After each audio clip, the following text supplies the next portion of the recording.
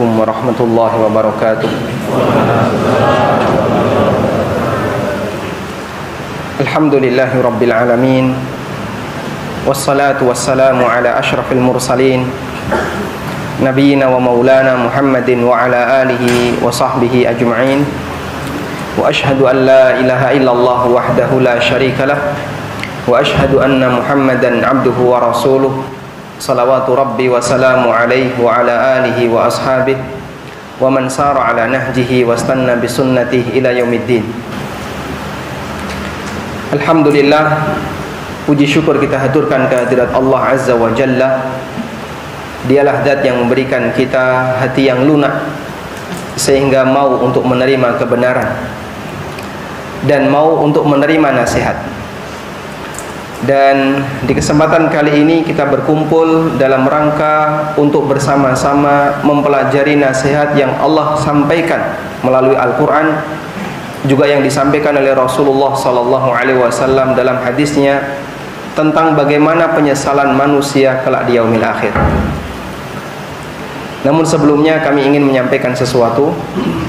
Yang pertama, bahwa sebenarnya kajian di malam hari ini adalah kajian dadakan.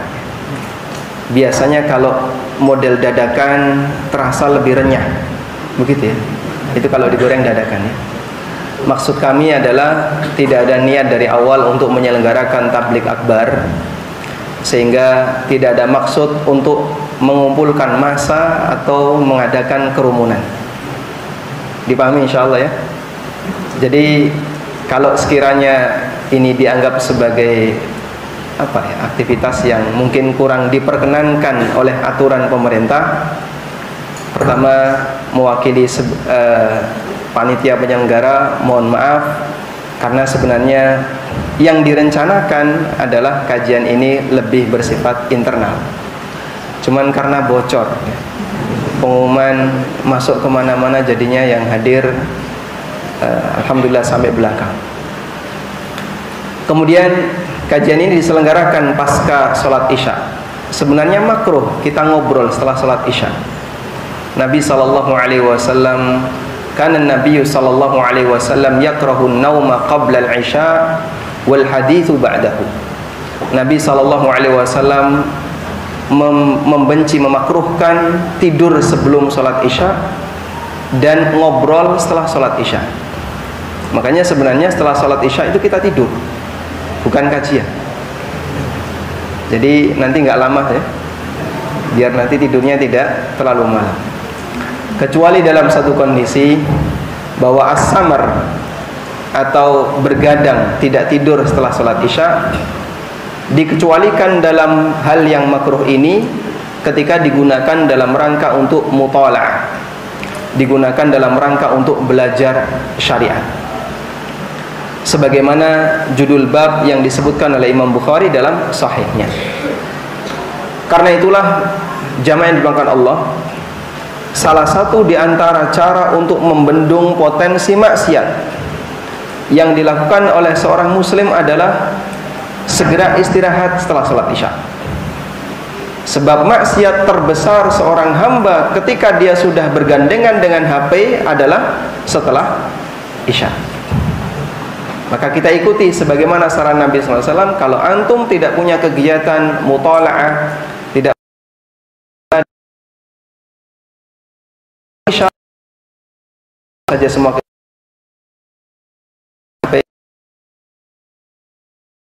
dan ibadah sebaik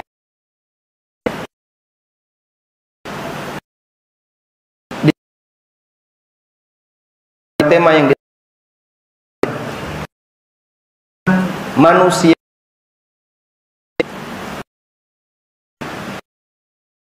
Allah menyebutkan aneka nama yang rata-rata menakutkan. Misalnya hari kiamat dengan yaumut taghabun. Hari taghabun, taghabun artinya manusia saling membodohkan. Karena ketika itu orang membodohkan dirinya sendiri, atau mukmin membodohkan orang kafir, disebabkan karena mereka tidak beramal atau ketinggalan dalam beramal. Allah Subhanahu wa taala juga menyebut hari kiamat dengan yaumul hasrah, hari di mana semua manusia merasa rugi, hari kerugian besar. Karena pada waktu itu manusia banyak yang merasa rugi, manusia menyesal disebabkan karena dia telah banyak melakukan pelanggaran ketika di dunia. Subhanahu wa ta'ala berfirman Al-Hajj ayatnya, yauma tarawunaha tad'u murdi'atin wa tad'u kullu dhati hamlin hamlan wa taran nasa sukara wa ma hum bisukara walakinna 'adzaballahi syadid. Pada hari di mana engkau bisa tadhalu kullu murdi'atin amma arda'at, ibu yang sedang menyusui bayinya, dia tinggalkan bayinya. Seorang manusia itu sangat mencintai manusia yang lain adalah ketika seorang ibu sedang menyusui anak yang baru saja dia lahirkan. Kondisi cintanya manusia yang paling puncak adalah cintanya seorang ibu anaknya yang lahirkan. Sedemikian dia tinggalkan bayi takutan. Wa tad'u hamlin hamlah. Dan setiap wanita yang guguran.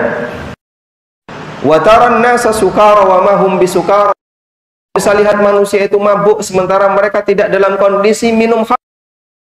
Walakinna 'adzaballahi syadid. Namun disebabkan karena azab Allah.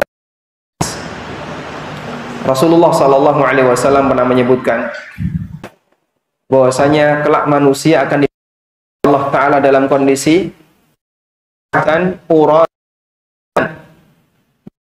nggak pakai alas kaki, nggak pakai baju sama sekali, ghurlan, dan dalam kondisi tidak dikhitan. Tuannya kembali utuh sebagaimana ketika dilahirkan. Aisyah radhiyallahu anha ketika mendengarkan hal ini, beliau bertanya kepada Nabi sallallahu alaihi wasallam, "Ya Rasulullah, kodratnya seorang wanita merasa malu." Lalu beliau mengatakan, "Yanduru ba'duhum ba'dha." Ya Rasulullah, kalau seperti itu suasananya, apa enggak lirik-lirikan ya Rasul?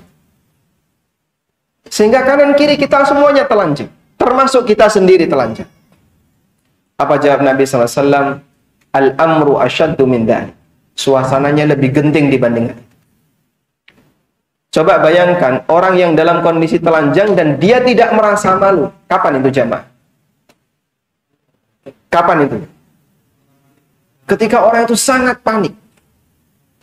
Paniknya seorang hamba, selama logikanya masih berjalan, mungkin dia akan masih merasa malu kalau dia nggak pakai celana. Misalnya, masjid ini bergetar ya. Terjadi gempa bumi, mau roboh. Anda akan berduyun-duyun berlomba untuk keluar. Kira-kira orang yang telanjang ketika itu sadar nggak? Mungkin masih sadar. Karena tingkat paniknya tidak sebagaimana yang terjadi ketika yaumul qiyamah. Allah Subhanahu wa taala gambarkan dalam Al-Qur'an di banyak ayat. Kiamat itu sesuatu yang menakutkan.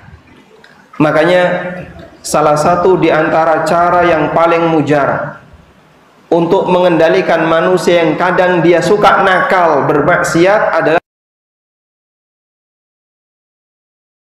dan itulah dengan Allah Subhanahu.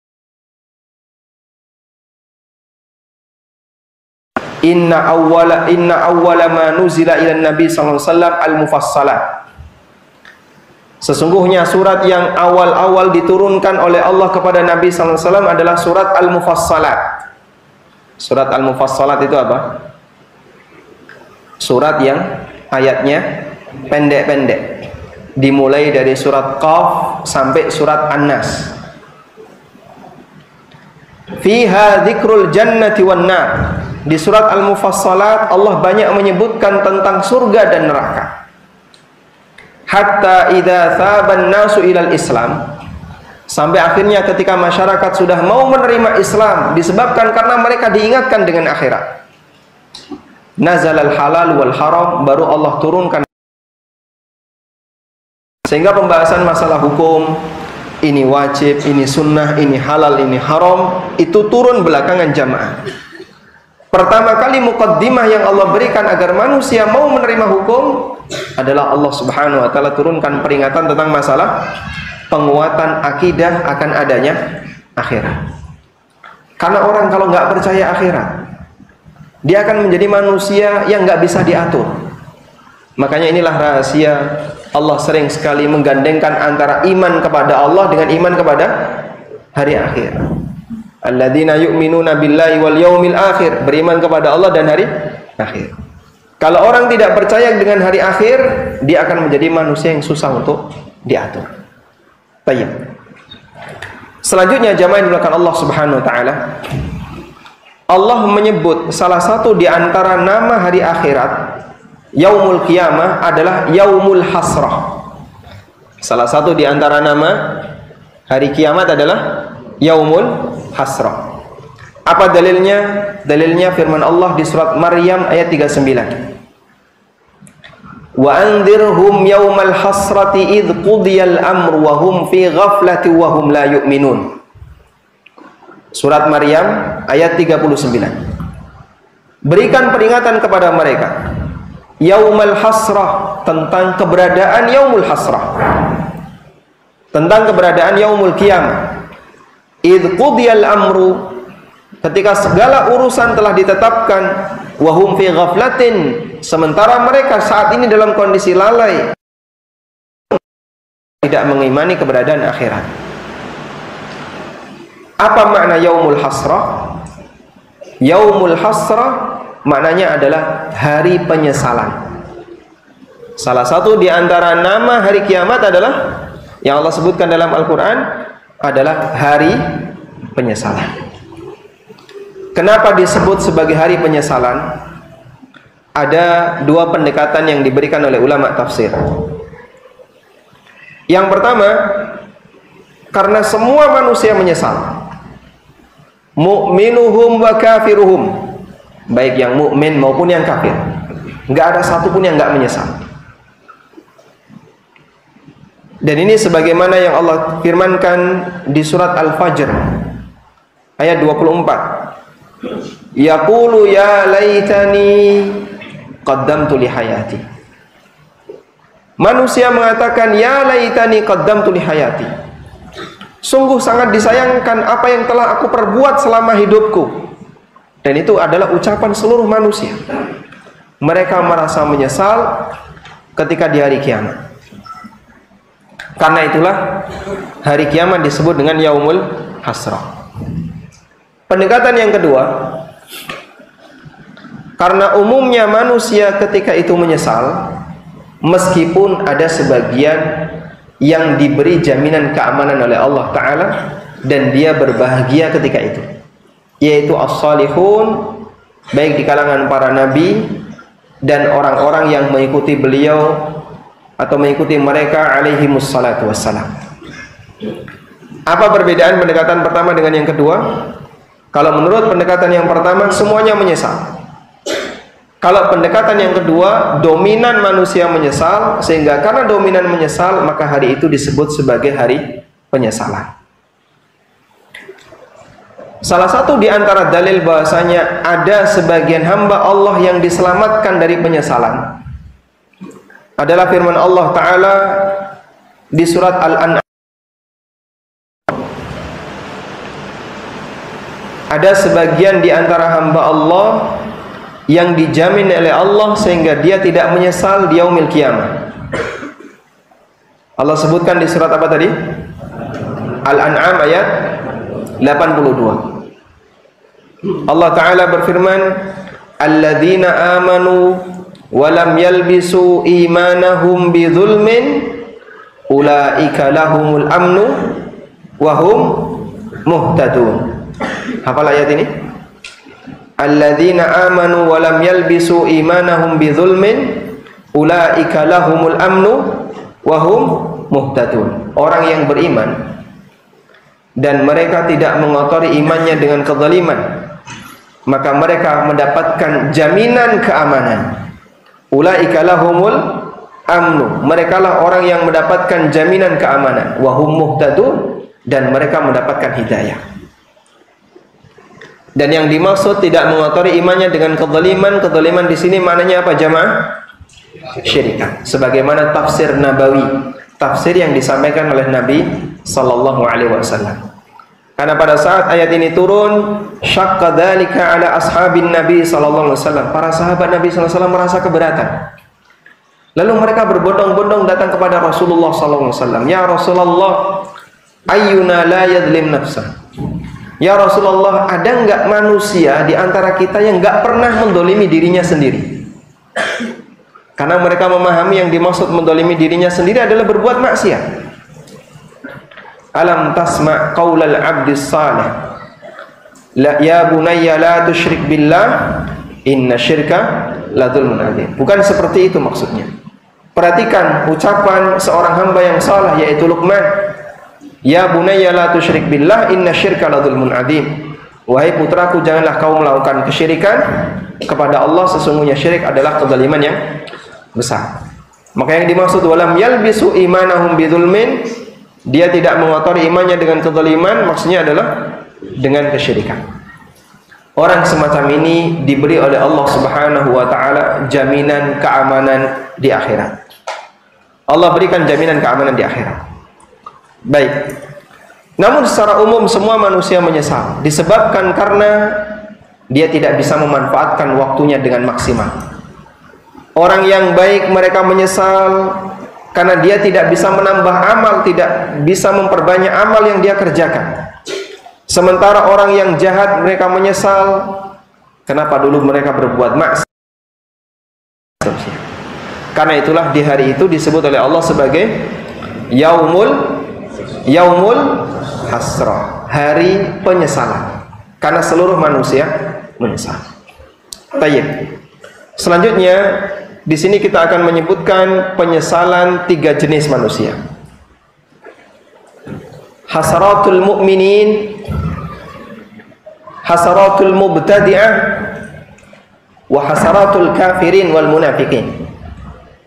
Penyesalan orang mukmin, penyesalan ahli bid'ah, dan penyesalan orang munafik, orang kafir, orang musyrik. Yang pertama, kita akan membahas penyesalan orang-orang yang beriman. Bagian ini kita paling berkepentingan. Barangkali salah satu di antara kita telah melakukannya sementara kita tidak sadar.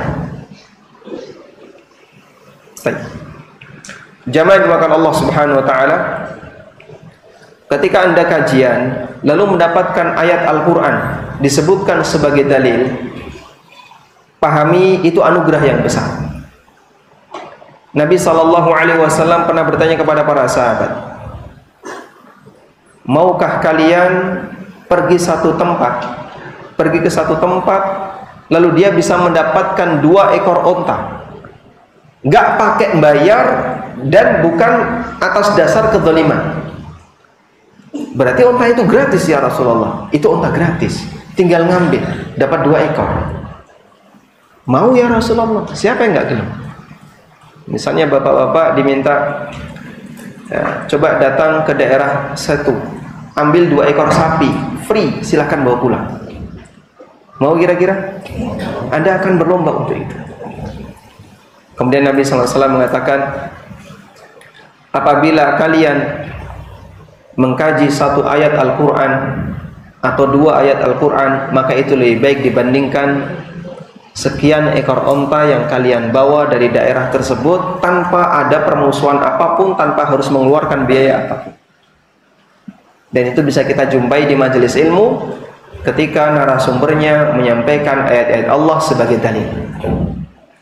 Hadirkan ihtisab demikian.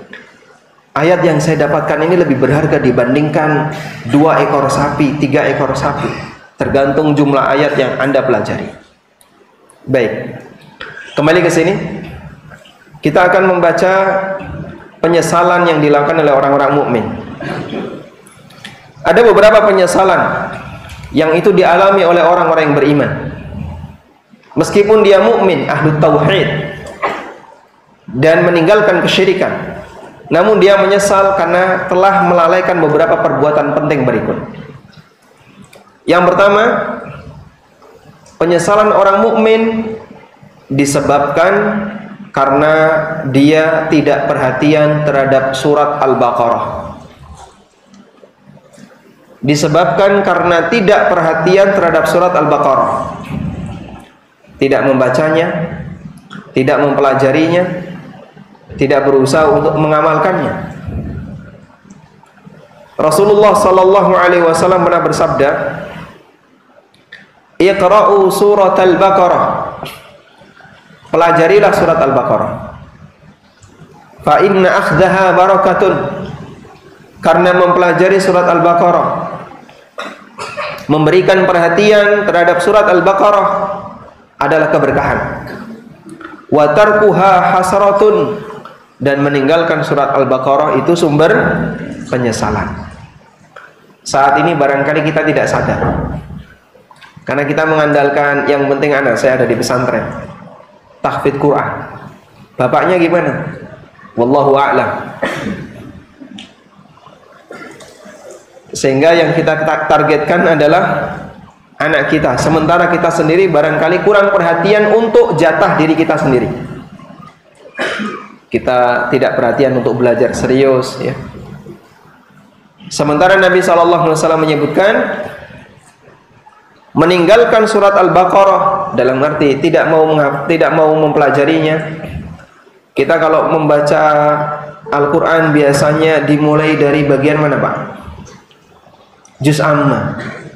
Kenapa? Karena itu suratnya pendek-pendek. Tapi kalau Al-Baqarah, Masya Allah kok sudah panjang segini. Takut duluan, karena suratnya yang panjang. Tapi Nabi SAW ngasih motivasi, Iqra'u surat Al-Baqarah fa inna akhdaha barakatun.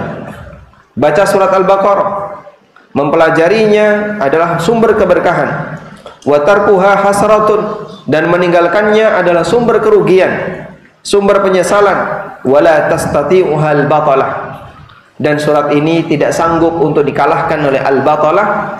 Dan yang dimaksud dengan al-batalah adalah as-saharah, para tukang sihir. Walhamdulillah, Allah kasih kemudahan, ada satu kajian khusus yang kami laksanakan tapi di Jogja, ya. Khusus tafsir surat Al-Baqarah. Anda kalau mau ikut silahkan, nanti balik lagi ke sini. Tiap hari Senin. Sekarang masih libur karena PPKM. Dan satu hal yang penting, barangkali Anda bisa buka forum kajian khusus tafsir surat Al-Baqarah. Semoga bisa mengamalkan hadis ini. Fa inna akhdaha barakah wa tarkaha hasar. Mempelajari surat Al-Baqarah sumber keberkahan, sementara meninggalkan surat Al-Baqarah sumber penyesalan. Minimal dalam seumur hidup, minimal sekali khatam, bukan cuma baca, ya, khatam tafsir surat Al-Baqarah.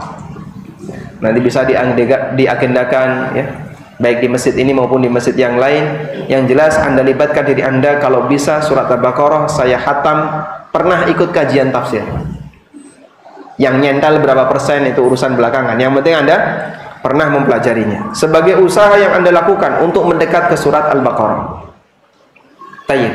Dan ini salah satu di antara fadlu suratil Baqarah, keutamaan dari surat Al-Baqarah. Kemudian kita beralih ke yang kedua. Penyesalan mukminin di hari kiamat yang kedua adalah penyesalan ashabul majalis allati takhru min dzikrillah. Penyesalan orang yang berkumpul dalam satu majelis tapi di situ tidak ada zikrullah. Enggak ada salawat untuk Nabi sallallahu alaihi wasallam.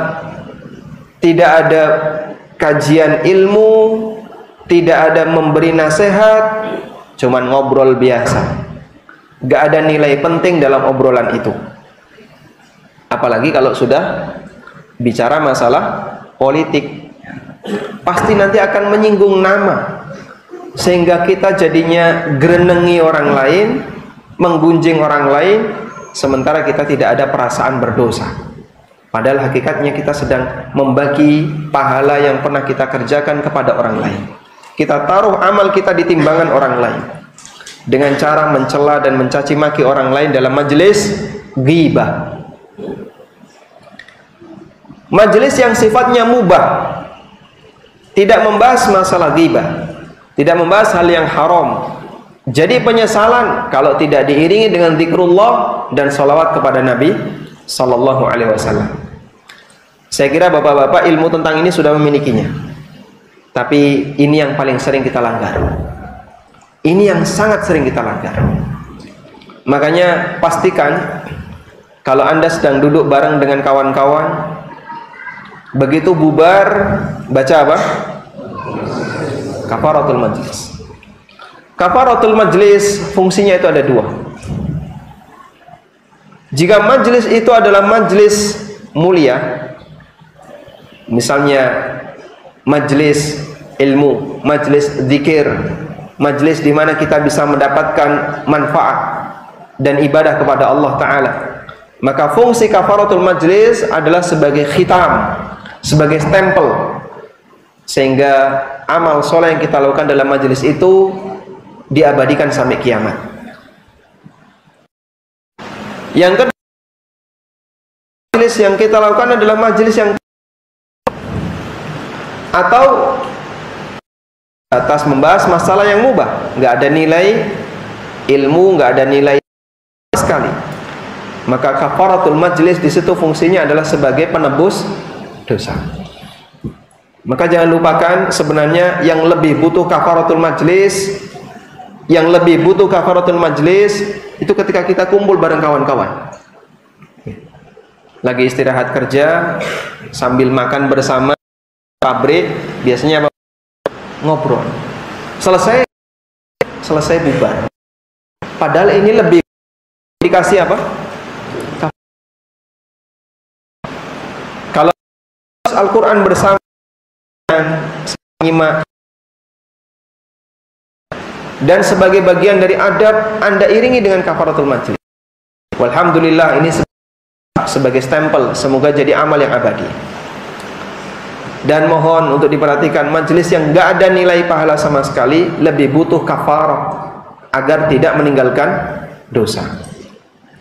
Rasulullah Sallallahu Alaihi Wasallam bersabda, "Ma qa'ada qaumun maq'adan lam yadhkuru fihi Allah azza wa jalla wa yusallu 'ala an-nabi sallallahu alaihi wasallam illa kana 'alaihim hasratan yaumal qiyamah." Apabila ada sekelompok orang yang mereka duduk bareng, tapi dalam majelis mereka tidak melakukan zikrullah, nggak ada zikir sama sekali, tidak ada penyebutan Al-Quran, tidak ada penyebutan dalil hadis, dan mereka tidak bersalawat kepada Nabi Sallallahu Alaihi Wasallam, maka akan menjadi sumber penyesalan kelak di hari kiamat. Wa in dakhalul jannata li thawab, meskipun bisa jadi mereka bisa masuk surga untuk mendapatkan pahalanya. Karena itulah jamaah yang dimuliakan Allah Subhanahu wa taala, penting untuk kita perhatikan dalam setiap majelis. Antum misalnya mengatakan, mari kita baca kafaratul majlis. Seperti ini boleh atau tidak? Apakah ini termasuk ajakan untuk zikir jama'i? Syekh Dr. Abdullah mengatakan, beliau muridnya Syekh bin Baz, Abdullah Jibrin rahimahullah mengatakan, beliau pernah ditanya tentang apa hukumnya ketika sebelum makan ada salah satu, kita makan jamaah ya, ada orang yang makan jamaah, kemudian sebelum makan ada salah satu di antara anggota yang ikut jamaah tadi mengatakan, mari baca bismillah. Apakah itu termasuk zikir jamaah? Beliau mengatakan, jika maksudnya litadzkir, dalam rangka untuk mengingatkan yang lain dengan zikir yang munasib, zikir yang sesuai pada kegiatan itu, hukumnya sunnah, tidak masalah. Karena itu ketika dalam satu forum, mari kita akhiri forum ini dengan kafaratul majlis. Jika tujuannya adalah litadzkir, untuk mengingatkan kepada anggota forum agar mereka membaca kafaratul majlis, insya Allah yang ngaca ini dapat pahala. Sehingga ini tidak terhitung sebagai zikir jama'i, karena fungsinya bukan untuk memimpin, kalimat itu, tapi fungsinya adalah untuk mengingatkan kepada yang lain agar mereka membaca kafaratul majlis. Tayyib. Selanjutnya, penyesalan yang ketiga. Penyesalan mukmin ketika di yaumil qiyamah adalah penyesalan mereka yang rakus terhadap jabatan, sehingga dia berharap untuk jadi pemimpin, baik kelas negara maupun kelas yang lebih rendah.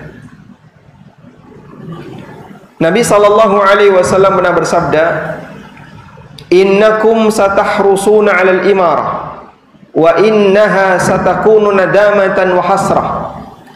Fa ni'matil murdi'ah wa bi'satil fatimah." Hadis riwayat Bukhari.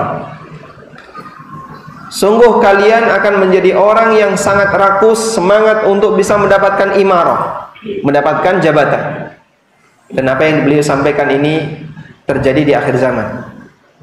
Bahkan tidak hanya akhir zaman. Di masa ketika terjadi perebutan kekuasaan antara satu bani tertentu dengan bani yang lain. Kemudian sampai zaman sekarang, wallahu alam sampai kapan? Semua orang punya semangat atau banyak orang yang punya semangat untuk bisa menjadi pejabat. Coblos aku, pilihlah aku, dan seterusnya. Tahrusuna 'alal imarah, mereka sangat semangat untuk bisa mendapatkan jabatan. Wa innaha satakunu nadamatan wa hasrah. Dan sungguh yang namanya jabatan akan menjadi sumber penyesalan kelak di hari kiamat. Fa ni'mal murdi'ah wa bi'satil fatimah. Ketika masih di dunia dia merasakan kenikmatan. Kenapa? Karena masih disusui. Tapi begitu disapi, dia langsung mendapatkan penyesalan. Beliau menyampaikan satu ungkapan, ni'mal murdi'ah wa bi'satil fatimah. Ketika masih disusui masih enak, begitu disapi langsung mendapatkan kerugian yang besar. Waktu dia masih menjabat, dia bisa merasakan banyak kenikmatan. Begitu selesai usia jabatannya, dia akan mengalami kebangkrutan yang parah. Dan itu ancaman yang diberikan oleh Nabi SAW kepada orang yang rakus jabatan. Illa man addaha bihaqqiha, kecuali orang yang menaruh jabatan tersebut sesuai dengan haknya. Dan Nabi SAW meminta untuk tidak menuntut jabatan, tidak meminta jabatan, tapi kalau ditunjuk dan kita merasa mampu, silahkan maju. Namun kalau meminta, hukumnya tidak diperbolehkan. Baik, apakah melamar kerja itu termasuk bentuk meminta jabatan, jemaah? Ya, misalnya ya, Anda daftar CPNS, apakah itu termasuk di antara meminta jabatan? Ya atau tidak? Ya, saya bahas ini di buku saya Fikih ASN. Ada yang bertanya, kalau kayak gitu mah apakah termasuk meminta jabatan? Karena yang namanya ASN itu termasuk unsur aparat negara, makanya disebut ASN, tapi aparat sipil. Tayyib. Jawabannya bahwa di sini ASN ada, nggak usah angkat tangan ya, barangkali ada. Bahwa pekerjaan untuk aparat itu ada dua, ada yang memiliki wilayah dan ada yang tidak punya wilayah. Kalau yang tidak punya wilayah dalam arti wewenang tertentu, maka daftar di situ tidak termasuk di antara bentuk meminta jabatan. Misalnya nggak punya wilayah apa Pak, yang nggak punya wewenang, ya yang bagian teknis, bagian administrasi, kemudian guru yang sifatnya fungsional. Tapi kalau yang punya wilayah, dia punya wewenang tertentu, kebijakan tertentu, yang meng-ACC proyek, yang apalagi misalnya yang menyetujui adanya kegiatan tertentu di masyarakat dan seterusnya, maka ini ketika diminta termasuk di antara bentuk meminta jabatan. Tayyib. Selanjutnya, Termasuk di antara kerugian mukmin, penyesalan seorang mukmin kelak di hari kiamat adalah tidur tanpa zikir. Tidur tanpa zikir. Rasulullah sallallahu alaihi wasallam menyebutkan bahwa di antara sumber hasrah, sumber penyesalan adalah orang yang tidur ala ghairi dzikrillah, tapi tidak didahului dengan zikir. Ini jangan anggap remeh jamaah. Makanya sengantuk mungkin pertahankan untuk bisa membaca Bismika Allahumma plek. Saking ngantuknya, nggak lengkap sampai. Sebisa mungkin tetap bisa baca zikir. Bismika Allahumma amutu wa ahya. Orang kadang kalau sudah sangat ngantuk baca ayat kursi itu gak tekan-tekan gurih. Kok gak rampung-rampung? Padahal cuma satu ayat. Saking ngantuknya. Daripada nanti Anda baca salah firman Allah ayat kursi, mungkin Anda tunda untuk tidur kali ini karena saking ngantuknya nggak baca ayat kursi. Tapi sebisa mungkin zikir yang lain jangan sampai ketinggalan, terutama untuk zikir-zikir yang pendek. Tanya. Berikutnya adalah penyesalan orang mukmin disebabkan karena amalnya tercampur dengan riya dan kotoran hati yang lainnya, ujub, sum'ah dan seterusnya. Karena orang ini menyesal, sebabnya apa? Amalnya tidak bisa dia manfaatkan. Allah Subhanahu wa taala berfirman, "Wa qadimna ila ma 'amilu min 'amalin faj'alnahu haba'an manthura." Aku hadapi amal yang telah mereka kerjakan, lalu Allah jadikan amal itu seperti debu yang berterbangan sehingga tidak bisa dimanfaatkan. Allah Subhanahu wa taala juga gambarkan orang yang berinfak riya diiringi dengan al-mannu, diundat-undat, selalu disebut-sebut di hadapan orang yang menerima infak. Seperti apa? Batu, di atasnya ada pasir, lalu turun hujan yang sangat deras. Fatarakahu salda, maka sebab hujan yang deras tadi batu ini kembali licin, nggak ada bekas apapun. Di tanah yang ditaruh, kemudian disebabkan karena dia riya, dia al-mannu, suka mengundat-undat, merasa berjasa dengan air yang diguyurkan di atasnya, hilang sama sekali. La yaqdiruna ala syai'in mimma kasabu, dia tidak bisa mendapatkan apapun yang telah dia kerjakan. Nah, selanjutnya kita akan beralih kepada penyesalan al-mubtadi'ah, orang yang salah dalam beramal. Beramal tapi tidak sesuai sunnah. Allah tegaskan hal ini di surat Al-Kahfi ayat 103. Qul hal nunabbi'ukum bil akhsarina a'mala. Katakanlah, apakah aku telah sampaikan kepada kalian tentang orang-orang yang paling rugi amalnya? Alladzina dhalla sa'yuhum fil hayatid dunya wa hum yahsabuna annahum yuhsinuna sun'a. Yaitu orang yang menyimpang amalnya di kehidupan dunia. Orang yang menyimpang sa'yuhum, usahanya di kehidupan dunia, wa hum yahsabuna annahum yuhsinuna sun'a. Sementara dia merasa dia berbuat baik, sehingga dia menganggap dirinya sedang beribadah. Tapi hakikatnya dia dalam kondisi apa? Orang yang sedang rugi amalnya. Ada sebuah cerita yang disampaikan oleh Abu Amr al-Jawni rahimahullah. Amirul Mukminin Umar bin Khattab radhiyallahu anhu pernah berangkat ke Syam. Kemudian ketika sampai di Syam, beliau melihat ada seorang rahib yang kurus, kering, mungkin juga badannya pucat, sedang beribadah di dalam kuilnya. Dan rahib ketika itu rata-rata punya musola khusus. Sehingga musola A ini dihuni oleh rahib A, musola B dihuni oleh rahib B, dan begitu seterusnya. Dia punya musola khusus. Lalu dipanggil oleh Amirul Mukminin, ya rahib, wahai rahib, kesini, kesini. Datanglah dia, karena dia sebagai rakyatnya Umar bin Khattab radhiyallahu anhu. Syam ketika itu sudah ditaklukkan oleh kaum muslimin. Rahib datang menghadap. Kemudian Umar bin Khattab radhiyallahu anhu melihat sang rahib dari atas sampai bawah. Kemudian beliau menangis. Fabaka Umar.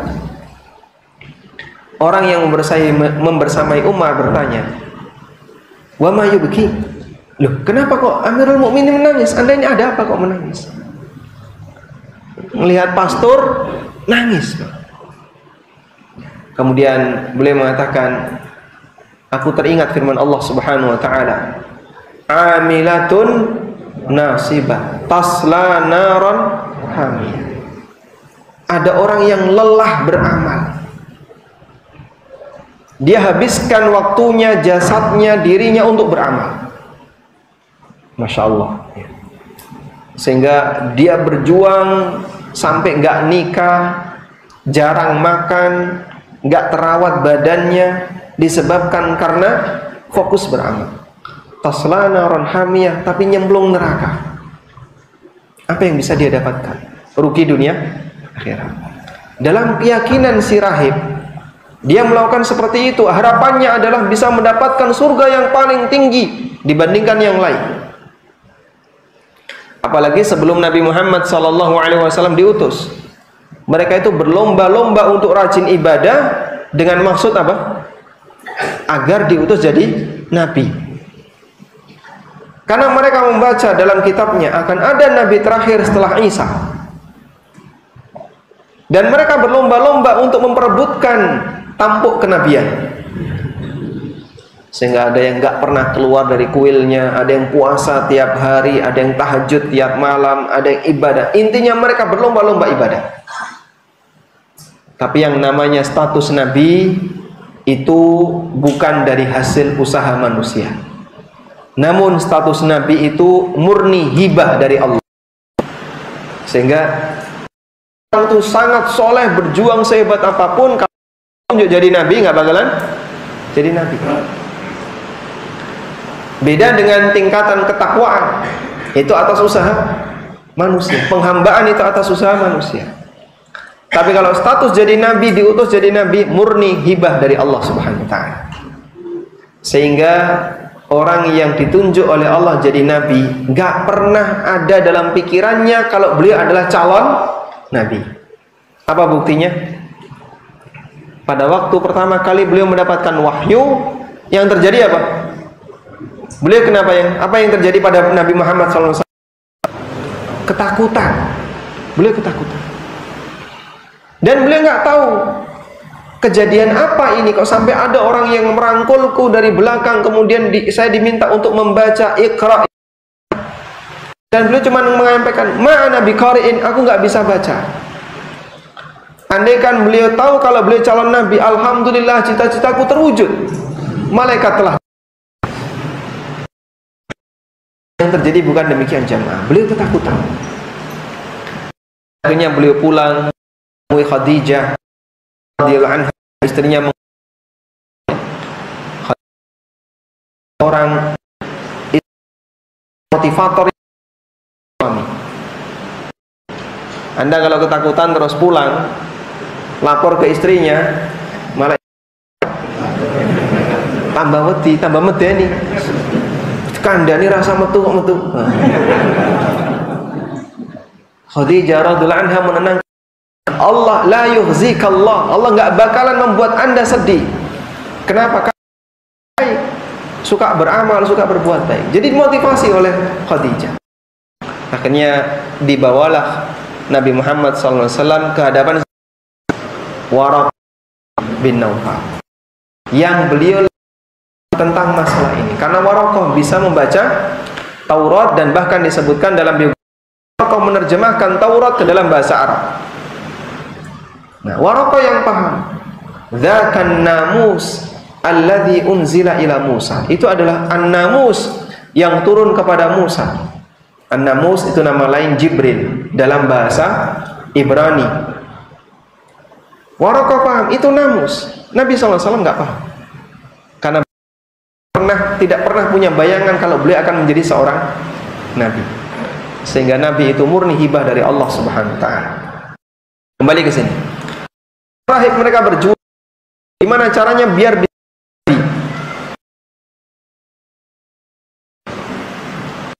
sehingga pada Umar suasana seperti itu beliau menangis. Kok ada manusia kayak gini, lelah beribadah, lelah berjuang, namun nggak dapat sepeser pun manfaat. Amilatun nasibah tasla naron hamiyah.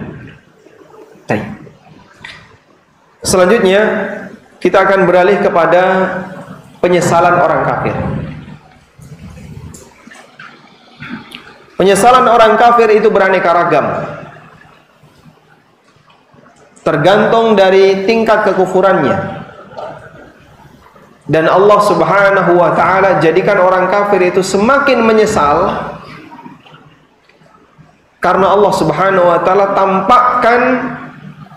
tampakkan surga kepada mereka, seolah-olah mereka punya harapan untuk bisa mendapatkannya, namun kemudian Allah hilangkan. Disebutkan dalam hadis yang sahih, disahihkan oleh Syekh Albani dalam Sahih Al-Jami', Rasulullah sallallahu alaihi wasallam pernah bersabda, "La yadkhulun nara ahadun illa uriya maq'adahu minal jannah law ahsana." Tidaklah satupun manusia masuk ke dalam neraka kecuali Allah Subhanahu wa ta'ala tampakkan tempatnya di surga. Setiap kali ada orang yang masuk neraka, Allah tunjukkan dulu, itu loh tempatmu di surga. Kalau kamu dulu orang baik, itu dapat itu. Itu adalah tempatmu di surga. Kalau kamu orang baik, kamu bisa dapat itu. Jadi Allah tampakkan, nek kowe dhisik wong apik iso entuk kaya ngono. Andaikan dulu kamu ini orang yang baik, kamu bisa mendapatkan tempat yang indah itu. Kata Nabi sallallahu alaihi wasallam, liyakuna alaihi hasratan, agar semakin muncul penyesalan yang besar pada dirinya. Kenapa dulu saya enggak jadi orang yang baik? Demikian pula orang yang masuk surga. La yadkhulul jannata ahadun. Setiap orang yang masuk ke dalam surga illa uriya maq'adahu minan nar law asa. Setiap orang yang masuk surga Allah tampakkan tempatnya di neraka. Kalau dia orang yang jahat, inilah tempatmu di neraka. Andaikan dulu ketika di dunia kamu jadi orang jahat, kamu ada di sini. Tapi Allah selamatkan kamu dan sekarang kamu ada di surga.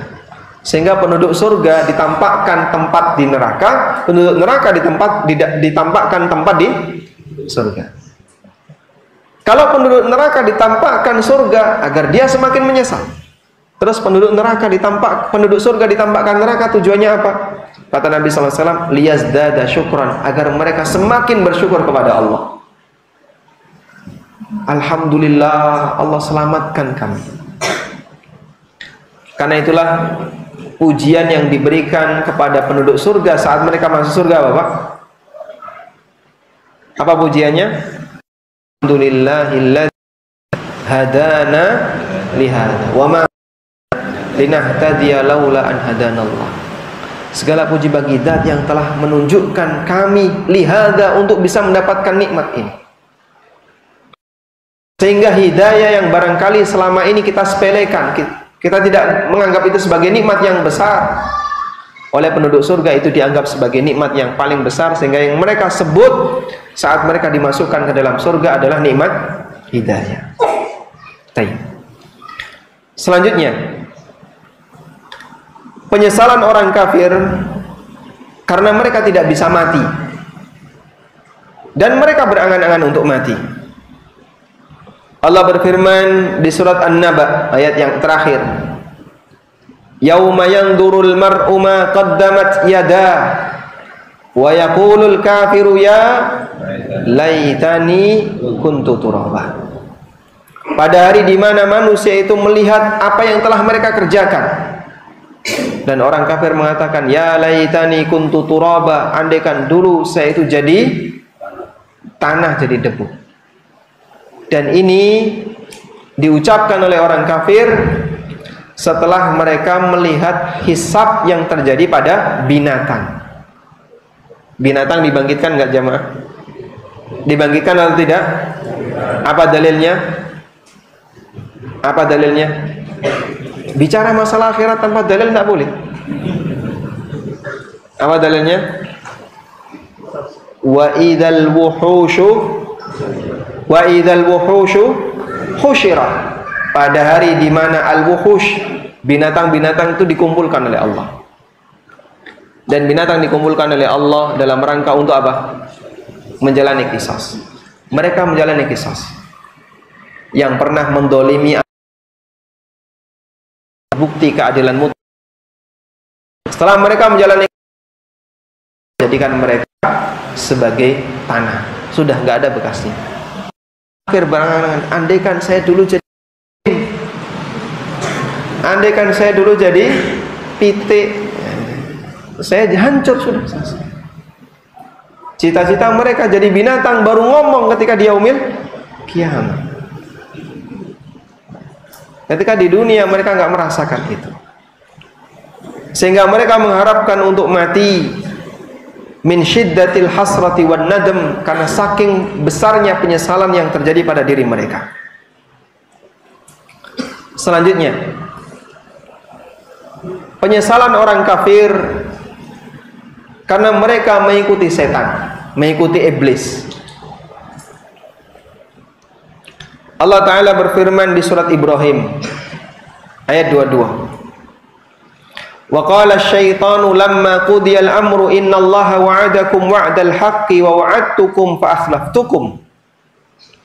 Setan berkhutbah, dan yang dimaksud setan di sini adalah iblis.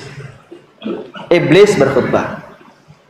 Hasan Al-Basri rahimahullah ketika menafsirkan ayat ini, beliau mengatakan, yakhtubu iblisu ala minbari minan nar.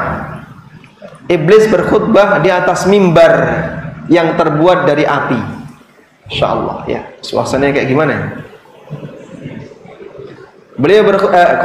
Dia berkhutbah di atas mimbar yang terbuat dari api. Apa isi khutbahnya? Khutbah ini yang mendengar adalah orang yang tidak mau mendengarkan khutbah ketika di dunia. Orang kafir. Innallaha wa'adakum wa'dal haqqi. Allah telah memberikan janji yang benar kepada kalian.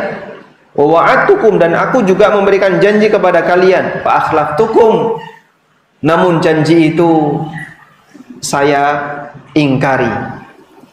Wa ma kana liya 'alaikum min sultan, dan aku tidak punya kekuatan sepeser pun untuk memaksa kalian berbuat maksiat. Anda ketika berbuat maksiat, apakah tangannya bergerak sendiri? Saya itu nggak mau ngeklik ini, tapi kok tangan saya bergerak ngeklik ini, kenapa Ustadz ya? Ada kayak gitu? Oh, itu barangkali didorong sama setan. Iblis menyatakan seperti itu di hadapan orang-orang yang ada di neraka. Wa ma kana liya 'alaikum min sultanin. Aku nggak punya kuasa untuk memaksa kalian berbuat maksiat. Illa an da'autukum, selain aku ngajak kalian, fastajabtum li, tapi kalian menuruti ajakanku. Fala talumuni, karena itu jangan salahkan aku. Walumu anfusakum, salahkan diri kalian. Ma ana bimusrikhikum wa ma antum bimusrikhi. Aku tidak bisa menolong kalian dan kalian juga tidak bisa menolongku. Inni kafartu bima asyraktumuni min qabl. Sesungguhnya aku mengingkari perbuatan kesyirikan yang dulu kalian kerjakan. Innadz zalimina lahum adzabun alim. Sesungguhnya orang-orang musyrikin, orang-orang zalim, mereka mendapatkan adab yang sangat menyakitkan. Masya Allah. Sehingga iblis menyatakan demikian ketika di neraka, dan semua orang menyalahkan iblis gara-gara kamu. Sudah, kita semuanya dapat siksa di sini. Percuma saja saling menyalahkan. Makanya antara penduduk neraka yang terjadi apa, Pak? Saling berantem. Sehingga Allah Subhanahu wa taala menghukum penduduk neraka itu tidak hanya hukuman fisik. Mari kita bersatu, kita kokohkan persaudaraan kita. karena sama-sama dihukum oleh Allah. Nggak ada Pak suasana seperti itu. Berbeda dengan penduduk neraka. Qalbuhum qalbun, qulubuhum kaqalbin wahid. Hati mereka seperti satu hati. Sehingga penduduk neraka yang penduduk surga yang mendapatkan tingkatan surga paling rendah, dia merasa paling bahagia. Nggak ada perasaan iri, nggak ada perasaan hasad dengan orang yang berada di atasnya. Yang terjadi pada penduduk surga. Mereka bersaudara, ya, ikhwanan ala sururin mutaqabilin. Allah jadikan mereka bersaudara dan mereka saling berhadapan-hadapan di atas ranjang-ranjang mereka. Allah Subhanahu wa taala menyebutkan tentang bagaimana neraka. Neraka baik yang semua neraka maksiat maupun yang diajar, semuanya dimasukkan ke. Allah ceritakan di surat Al-Ahzab ayat 67. Wa qalu rabbana inna ata'na sabila. Mentaati para pemuda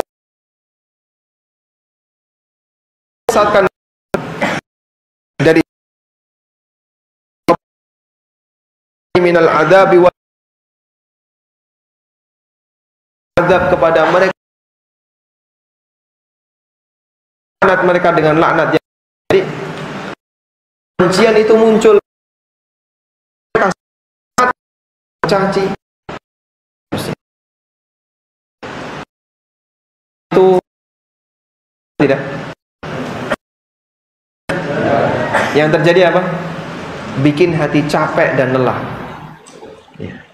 Andaikan dalam satu masjid ini ada satu orang yang Anda benci, begitu Anda datang, lihat motornya saja sudah sakit hati. Iki kok ono neng kene.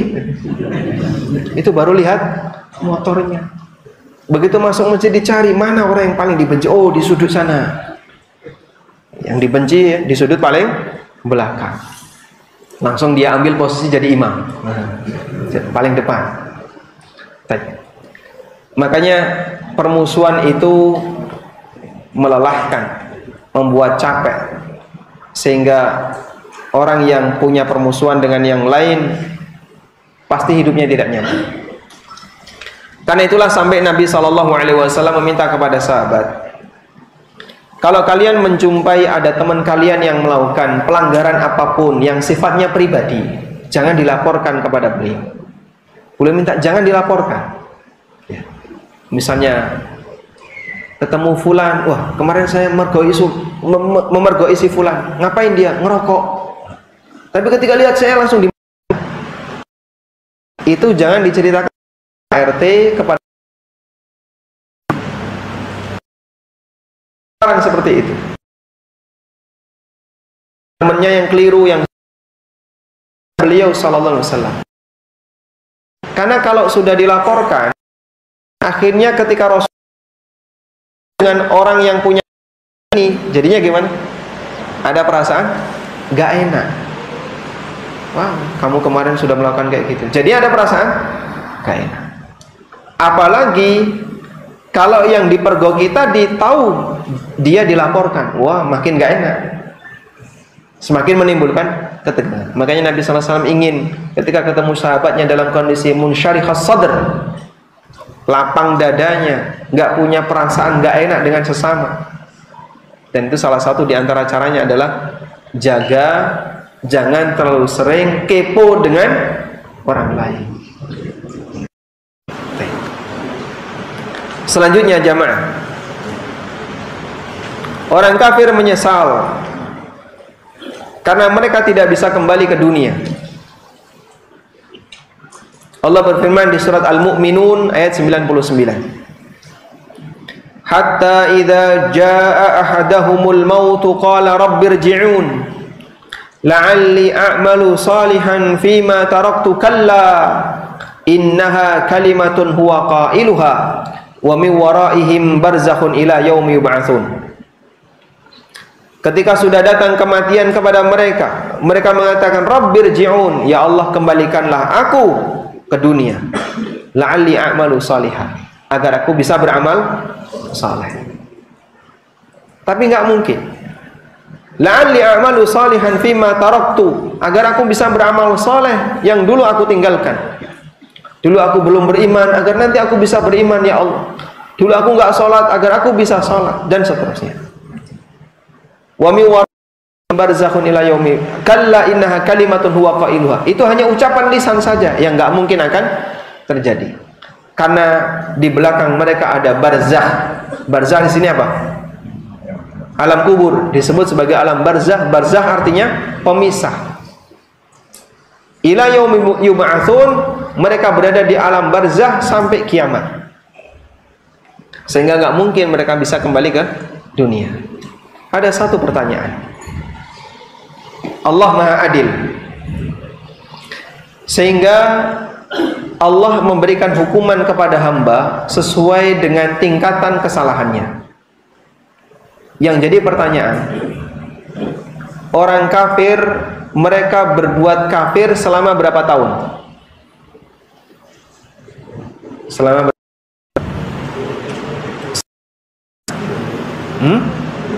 Selama masa hidupnya.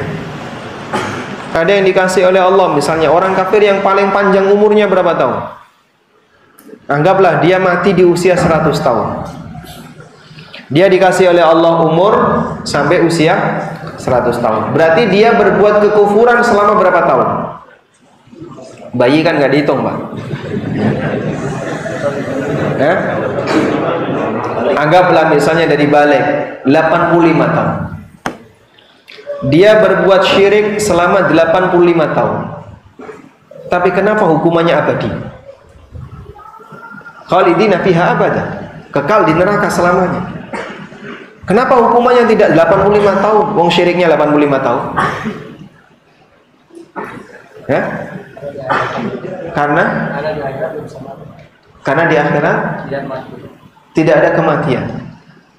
Yang dihitung itu kan hukuman berdasarkan pelanggaran. Pelanggaran orang musyrikin, mereka berbuat syirik selama usia hidupnya.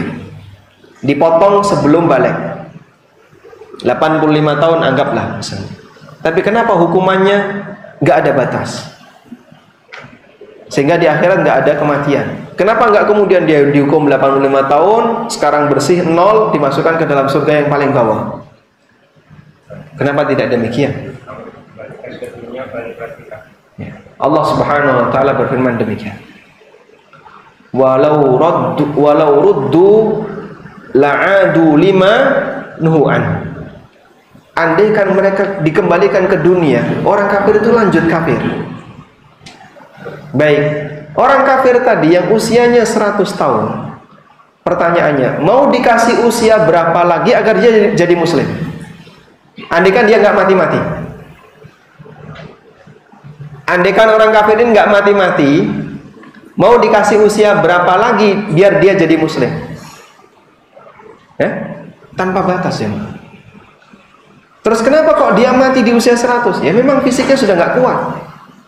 Sehingga andaikan Allah kasih fisiknya itu selalu sehat, nggak tua-tua, sebagaimana seperti usia 30 tahun misalnya, tetap seperti itu selama-lamanya, dia akan kafir selama-lamanya. Cuman siklus hidup manusia nggak bisa demikian. Fisik mengalami penurunan, semua fungsi organ hilang, akhirnya dia pun mati. Sesuai dengan usia yang Allah berikan. Sehingga dia mati itu bukan karena batas dia kafir, bukan. Mati itu bukan batas akhir kafirnya, bukan. Tapi batas fisiknya tidak bisa menahan dirinya. Dia mati bukan batas akhir kafir. Karena kalaupun dia dikasih oleh Allah tambahan misalnya 100 tahun plus 1 hari, 1 hari itu pun kafir. Tambah lagi 3 hari, 3 hari tetap kafir. Sekarang satuannya diganti 3 tahun, tetap kafir. 300 tahun, ya tetap kafir. Makanya hukumannya abadi. Tidak ada yang cacat dari keadilan Allah Subhanahu wa taala. Sehingga kenapa orang kafir dikasih hukuman yang abadi? karena orang kafir itu kafir selamanya, maka hukumannya juga selamanya. Walau ruddu la'adu limanuhu anhu, kalaupun mereka dikembalikan ke dunia, mereka juga akan balik lagi melakukan kekufuran. Baik, wallahu taala alam. Demikian yang bisa kita sampaikan, semoga menjadi kajian yang bermanfaat. Wassallallahu ala nabiyyina Muhammadin wa ala alihi wa sahbihi wasallam. Idza sa'altumul jannata fas'aluhu al-firdaus fa innahu a'lal jannah wa awsatuha. Kalau kalian minta surga, maka mintalah firdaus, karena surga itu surga yang paling tinggi, karena firdaus itu surga yang paling tinggi dan yang paling ausat. Yang dimaksud dengan ausat adalah yang paling bagus, sehingga disebut sebagai surga firdaus yang paling tinggi dan yang paling bagus.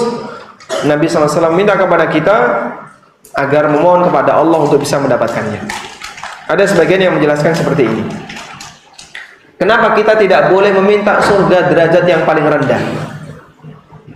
Ya Allah, saya tahu diri ya Allah, saya ini orang yang banyak berbuat maksiat, utang banyak belum lunas, yang riba juga masih belum kelar.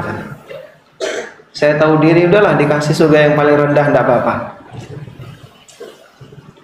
Dia minta surga yang paling rendah. Kalau nggak dikasih, bawahnya apa? Tapi kalau kita minta surga yang paling tinggi, kalaupun nggak dikabulkan, semoga tetap mampir di bawahnya. Dan derajat surga itu sangat banyak, sesuai dengan apa yang Allah ketahui. Bisakah kita jumpa Nabi SAW? Jawabannya bisa, karena seorang mukmin bisa bertemu Nabi SAW di akhirat. Taib, berjumpa dengan Nabi SAW itu ada 3 pembahasan.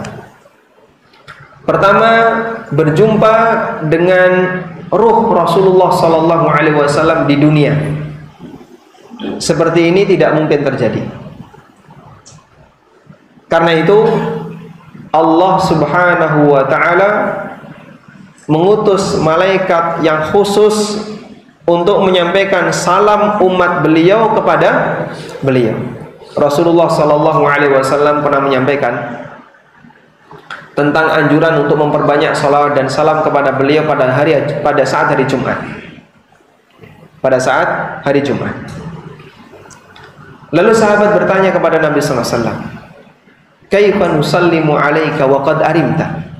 Ya Rasulullah, bagaimana Anda bisa menjawab salam kami wa qad arimta, padahal Anda sudah jadi tanah?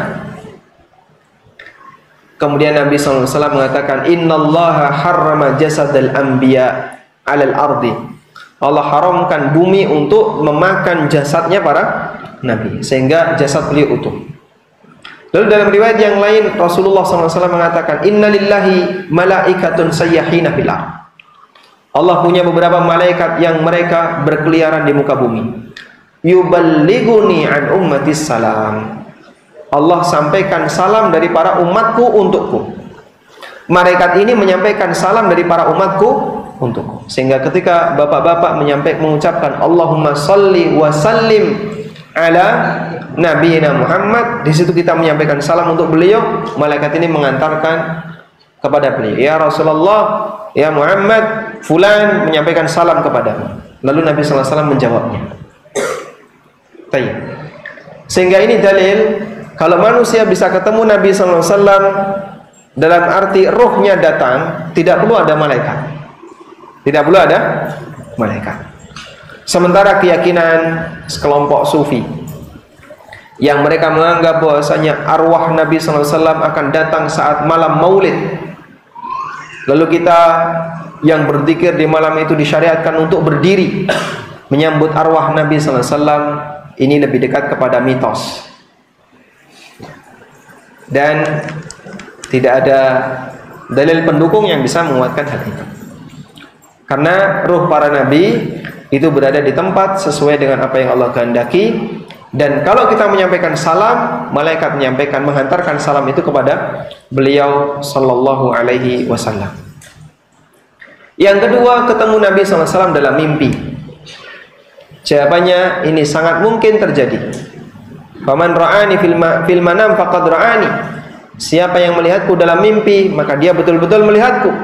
Karena setan tidak bisa menyerupai Rasulullah SAW. Setan tidak bisa menyerupai Nabi SAW. Baik, tolong bedakan dua hal ini. Setan tidak bisa menyerupai Nabi SAW, lalu menampakkan dirinya kepada manusia ketika mimpi, di alam mimpi. Yang kedua, bedakan dengan yang kedua. Setan bisa mengaku dirinya sebagai nabi ketika menampakkan dirinya kepada orang yang sedang bermimpi. Misalnya begini. Ya, setan menyerupai orang yang serba putih, pakai jubah putih, rambutnya putih, jenggotnya putih, alisnya putih, semuanya serba putih. Lalu dia ngomong kepada orang ini, aku nabi. Nah, orang ini kan tidak kenal seperti apa ciri fisik Rasulullah Sallallahu Alaihi Wasallam. Mungkin nggak setan seperti itu? Sangat mungkin. Dia bisa menggoda manusia dengan cara seperti itu. Aku nabi. Sehingga dia datang dengan mengaku nabi, bisa. Tapi kalau menyerupai fisik Nabi SAW, tidak bisa. Makanya kalau sahabat mimpi ketemu Rasulullah SAW, pasti benar. Karena beliau kenal ciri fisik Nabi SAW itu kayak gini, mereka tahu. Mereka pernah melihat wajah Rasulullah SAW. Sehingga ketika mereka ketemu wajah seperti itu dalam mimpi, mungkin. Kita kan nggak pernah lihat wajah Nabi SAW. Manusia yang jauh dari zaman beliau nggak pernah punya bayangan seperti apa wajah Nabi SAW. Lalu dia bermimpi ketemu orang yang serba putih, jubah putih, rambut putih, jenggotnya putih, bawa tas Hello Kitty. Yo, jangan disebut Nabi, gak cocok. Sehingga yang seperti ini kadang orang terus tertipu. Saya ketemu Nabi SAW, yang terlihat apa Pak? Kakinya saja. Cuman saya lihat punggungnya saja Mas. Saya lihat punggungnya, kayaknya itu Nabi SAW. Dari mana Anda tahu kalau punggung itu punggung Nabi SAW? Makanya Muhammad bin Sirin rahimahullah memberikan peringatan. Siapa yang mengaku pernah bermimpi ketemu Nabi SAW, ceritakan kepadaku. Kalau ciri fisiknya salah, berarti itu bukan Nabi Sallallahu Alaihi Wasallam. Di bagian inilah sebagian orang itu tertipu, sehingga dia merasa ketemu Nabi SAW lalu mendapatkan banyak pesan. Apa pesannya? Tolong ya, nanti kamu kalau sudah bangun, saya sampaikan pesan. Selimuti seluruh kuburan. Selimuti seluruh kuburan. Paham ya? Kemudian kuburannya diselimuti. Dikasih apa? Kicing. Akhirnya dia kadang dapat pesan A, pesan B. Salah satunya adalah Al-Busiri, penulis qasidah Burdah. Dia ngaku bermimpi ketemu Nabi SAW dan dikasih burdah, selendang. Lalu mendapatkan ajaran qasidah Burdah. Padahal qasidah Burdah itu berisi kalimat kesyirikan, karena di situ ada bentuk pujian kepada Nabi Muhammad SAW melebihi batas. Wa min ulumika ilmul lauhi wal qalam wa min judika dunya wa dharratuha. Bagian dari ilmumu ya Rasulullah adalah ilmu tentang Lauhul Mahfuz dan apa yang ditulis oleh pena pencatat takdir. Jadi Nabi SAW tahu semuanya. Lah bagian untuk Allah yang mana? Diborong semua oleh Nabi SAW. Wa min judika dunya wa dharratuha. Dan bagian dari kemurahanmu ya Rasulullah adalah terciptanya dunia dan akhirat. Sehingga dunia dan akhirat itu ada karena kemurahan Nabi SAW, bukan kemurahan Allah. Makanya para ulama melarang membaca kalimat ini, meskipun ini cukup tersebar di masyarakat, karena penulisnya mengaku dia ketemu Nabi SAW dan diajari kasidah seperti ini. Dan kita bisa tegaskan, mungkin saja setan menampakkan diri kepadanya dan mengaku Nabi, lalu dia percaya kalau itu Nabi. Makanya jangan gampang ngeklaim, kayaknya kok tadi malam saya ketemu Nabi ya. Jangan gampang ngeklaim demikian. Setan bisa bermain di situ. Sehingga kalau Anda kurang begitu ngerti tentang ciri fisik Rasulullah SAW, lalu ketemu ya, wajah putih atau apa, jangan gampang mempercayai kalau itu Nabi. Baik. Yang ketiga adalah ketemu Nabi SAW di akhirat. Dan ini bagian dari yang perlu kita imani, karena mukmin akan ketemu Rasulullah SAW di mana? Di telaga. Nabi SAW mengatakan, wa ana faradtukum alal haud. Aku tunggu kalian di telaga.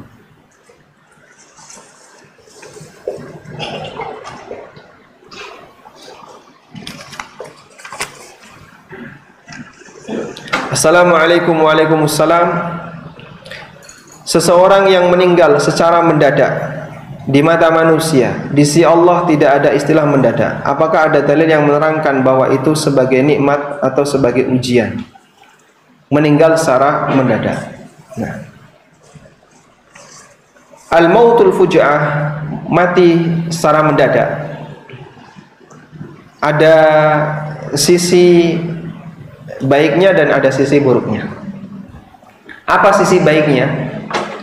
Orang ini terselamatkan dari musibah dunia, sehingga dia tidak mengalami sakit lama, tidak merasakan derita ranjang rumah sakit yang lama dan seterusnya, ketika dia meninggal dalam kondisi mendadak.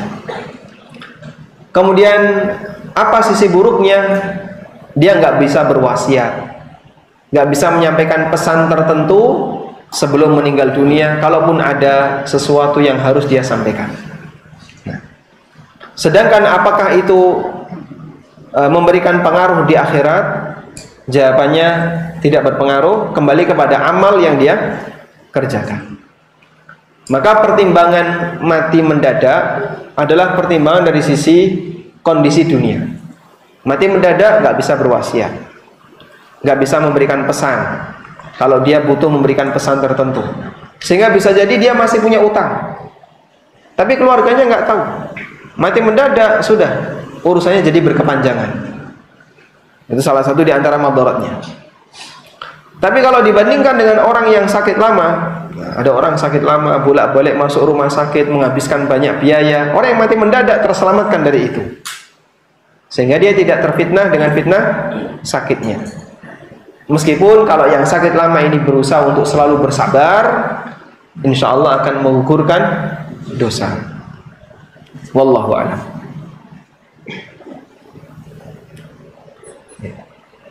Apakah mengharapkan jabatan seperti supervisor atau manajer di perusahaan swasta termasuk juga akan disesali? Jika punya wilayah, termasuk di antara yang disesali. Nah, jabatan seperti manajer dan supervisor, wallahu a'lam, yang saya pahami ini sebatas hierarki dalam dunia kerja. Kalau perusahaannya itu swasta, karena kan tidak menentukan kebijakan terhadap publik ya. Misalnya supervisor untuk bagian teknisi tertentu, itu hierarki dalam dunia kerja. Dia punya beban tugas yang lebih banyak karena dia dijadikan sebagai supervisor, dan sifatnya hanya untuk menentukan bahwasanya orang ini lebih berhak untuk dapat beban kerja ini, dan dia karena itu berhak untuk mendapatkan gaji yang lebih besar. Karena itu yang kami pahami sebatas mendapatkan jabatan yang lebih tinggi di perusahaan swasta, umumnya itu niatnya adalah biar dapat gaji yang lebih gede ya, biar dapat gaji yang lebih besar. Bukan karena masalah pengaruh. Karena saya pingin nanti masjid saya turun IMB-nya. Nggak ngefek kamu kerja di perusahaan Cina kan misalnya, atau di perusahaan Korea, kan nggak ada hubungannya dengan perizinan, atau di perusahaan asing yang lainnya. Berbeda ketika antum misalnya mengharapkan jabatan yang itu punya pengaruh terhadap kebijakan publik. Disitulah yang perlu untuk diperhitungkan, karena mengharapkan jabatan seperti itu di antara yang akan disesali oleh seorang mukmin. Saya pernah dengar bahwasanya setiap amal baik yang terlewat bisa diqadha. Jawabannya tidak semua ya. Contoh sholat sunnah fajar ba'da subuh karena sudah keburu iqamah. Betul, ini ada prakteknya di zaman Nabi SAW, dan beliau sendiri juga memerintahkan bagi yang gak sempat qobliyah subuh, maka silahkan dikerjakan di waktu duha. Ada dua riwayat untuk orang yang ketinggalan qobliyah subuh. Satu, beliau perintahkan untuk dikerjakan di waktu duha. Yang kedua, Nabi SAW pernah melihat ada orang yang mengerjakan qobliyah subuh setelah salam sholat subuh, dan Rasulullah SAW mendiamkannya, sehingga itu jadi apa? Takrir, sunnah takririyah. Atau baca doa sebelum tidur dibaca setelah bangun karena ketiduran. Ini percuma kalau kayak gini. Kalau Anda sudah bangun, bacanya alhamdulillahilladzi, ya, bukan bismika Allahumma amutu ahya. Nah, doa bismika Allahumma amutu ahya dibaca setelah sholat subuh, berarti nambah turu.